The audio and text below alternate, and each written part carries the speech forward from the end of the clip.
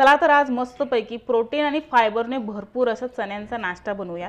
तर हा चण्यांचा नाश्ता डायबिटिक पेशंटसाठी खास करून चालणार आहे। तर मी हा डायबिटिक पेशंटसाठीच बनवत आहे। तर तुम्ही म्हणजे इतर व्यक्तींना सुद्धा देऊ शकता।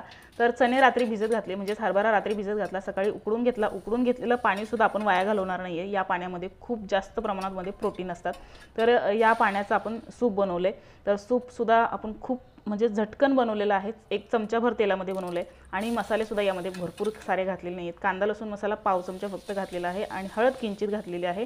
आणि त्याच पद्धतीने आपण इथे उसळ सुद्धा बनवली। तर उसळ बनवण्यासाठी कांदा थोडासा जास्त वापरलाय आणि उसळमध्ये मी लसूण वापरलेलं नाहीये। सूपसाठी लसूण आणि आलं वापरलेलं आहे। तर हा संपूर्ण व्हिडिओ मी चॅनलवरती अपलोड करणार आहे, नक्की पहा आणि चॅनलला सबस्क्राइब करायला विसरू नका। तर सूप बनवून तयार झालं, याबरोबर अंडे उकडून दिलेले आहेत आणि ही उसळ सुद्धा बनवून तयार झाली। चला आता या नाश्त्याला आणि चॅनलला पण सबस्क्राइब करा।